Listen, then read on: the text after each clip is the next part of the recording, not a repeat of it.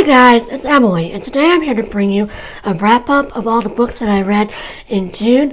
It's been about 5 weeks or so since I last filmed a video, and I've sort of been debating about whether I want to continue in BookTube. I have been doing this for 5 years. I started in April of 2015, and I feel like I've never really progressed in my BookTube life, and it's not subscribers because I don't care about that, but just I don't feel like I built like any close relationships or like really found a community that I like really belong to on BookTube, and I'm sort of just wondering if I've been talking into the void, and I just sort of am wondering if maybe I should just go back to doing like written book reviews on Goodreads like I did before. I don't know. I've just been feeling sort of like maybe I've done enough BookTube. I haven't like officially decided to stop or anything. I don't know how to explain it, but I just feel like I've been doing this for so long and I never really feel like I get like what I was hoping out of it, which is very vague and I don't even know what I mean. But anyway, and then I've been thinking about that just in general, and then with all this stuff that's happened around George Floyd's death, Blackout Tuesday, and, diversifying the book world and all that kind of stuff, it's making me wonder if maybe I'm taking up space in the book world that I don't need to be taking up. That would be, more better for, a creator of color to take over. But also, I'm not a big booktuber, so it's not like I'm taking up that much space, and also, I don't have that many subscribers anyway, so it's not like a huge deal if I'm not like, being gung-ho about diversity every single moment, but also I feel like I should be gung-ho, and I don't know, I've just been conflicted on whether or not I'm doing the right thing in the right way here on BookTube, and whether I could be doing more. I mean, I know I could be doing more, and whether what I'm talking about really matters, and whether it's really helping anybody or the world, or, I don't know. I feel like I'm going through a little bit of a creative crisis, so to speak. But anyway, so I'm back. I just decided to come back and do a really quick wrap-up. I'm not going to go into detail about any of these books. Honestly, a lot of these books, I don't have much to say. I just was reading them to read them. And I actually feel like that way with a lot of the books I read. Like, I feel like for most of the books that I read, I don't have that much to say. Like, I am one of those people where I tend to rate most of the books that I read 3 stars, and it seems like here on BookTube, 3 stars is a bad rating, but when you look at Goodreads and you look at what 3 stars means, it means I liked it, and so that's how I feel about most of the books. I liked them, and then 4 stars means I loved it, and then 5 stars means I really loved it.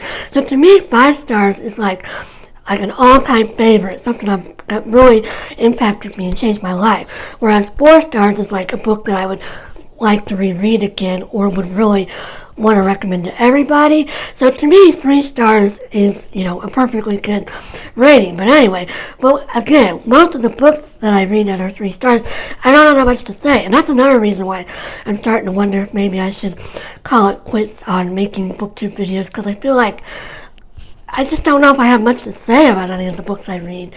But anyway, I'm just going to tell you about these books that I read in June. And then, so let's just get into it. So I read the 13th book in the 44 Scotland Street series by Alexander McCall Smith, which is the Peppermint Tea Chronicles, and I actually put this on my list to read for Christmas in July, and then I found out it takes place in the summer, even though it's called the Peppermint Tea Chronicles, so I decided to just go ahead and pick it up in June. This is really cute. I'm not going to say much about it because it's the 13th book in the series, but I really enjoyed this. It was a quick read. Yeah. And then I decided that I needed to read some nonfiction in June, so I picked up The Marriage Bureau, the true story of how 2 matchmakers arranged love in wartime London by Penrose Halson. And this is just a collection of vignettes that are taken from one of the founders of the Marriage Bureau in London, her diaries / interviews, and they're just little vignettes. This is a very quick read. It's nothing spectacular. I wouldn't really recommend it, honestly, unless you're looking for something really light that's still considered a nonfiction. This would be a book that I would say if you're like just getting started into nonfiction reading, this would be good because again it's really light and easy and quick to get through. But yeah, overall, and I feel like this book, even though it's nonfiction, a lot of it is like specific conversations and things like that. And so I wondered if it was based on like an oral history, but the notes didn't really say anything about it being based on an oral history. So I am wondering how much of it is actually real and how much is actually like a product of the author's imagination. So overall, this was okay, but nothing to write home about. I then decided to read the sixth book in the Dublin Murder Squad series by Tana, which is The Trespasser. I was just looking to pick this up, for something light to read. I really enjoyed this, just like I've enjoyed all of the Dublin Murder Squad series. But I will say I read this at the beginning of June, right after the George Floyd incident happened, and there's a lot of stuff in here about corrupt cops and like the police department, like covering up corruption and stuff, which really rubbed me the wrong way, considering everything that was going on and continues to go on this month about police corruption and brutality here in the States. And obviously this is set in Dublin, but it just felt really weird. So I don't know, I can't really say that I recommend it, especially not right now.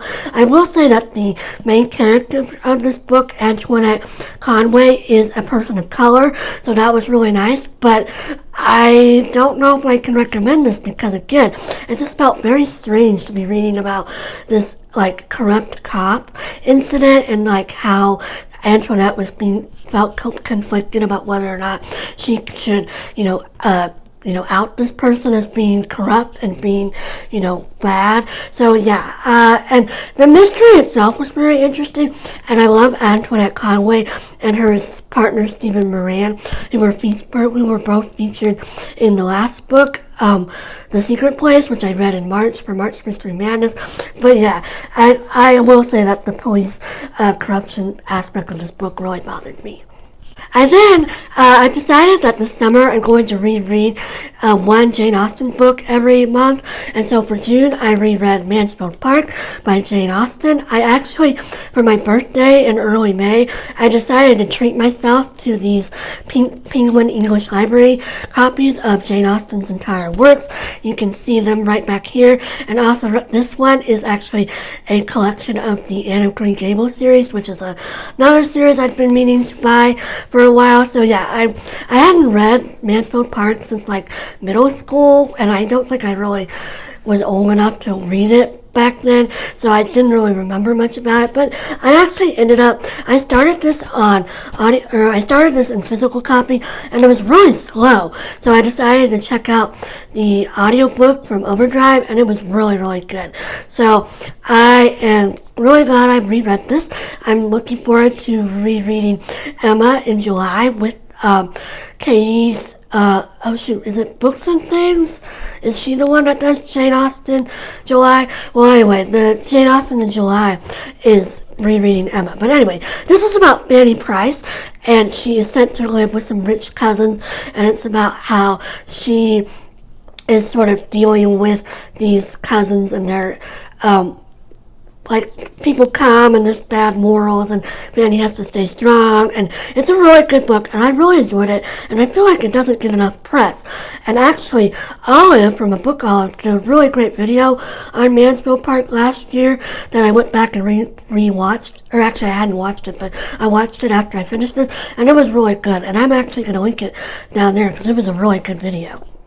And then most recently, I finished Evvie Drake Starts Over by Linda Holmes. I picked this one up on a whim. I was looking for something light and easy to read. This is about Evvie Drake, who's a widow, and this is set a year after her husband dies, and she has a new boarder move into the apartment that's at the back of her house, and it's about how she and the new boarder fall in love, and it's also mostly about how she becomes sort of a new woman and starts to find herself and realize that she can, move on from her past life, and she has this really still has a really good future. But yeah, this was cute and light. Honestly, I don't think it's very memorable. If you're looking for something that's easy and, quick to get through, although I will say there's serious topics. It covers death and emotional abuse and like depression and all kinds of stuff. So even though it is a romance, I would say it's not like a happy, it is a happy ever after romance, but it's not like it still gets into serious issues. So yeah, but yeah, I really enjoyed this. So that's all I've been reading lately. I hope everybody else has been reading some great books in June, and hopefully I'll be back pretty soon with another video. I hope everybody's having a great day and that you're doing, relatively well considering all the crazy stuff that's going on in our world. And I'll talk to you again soon. Bye!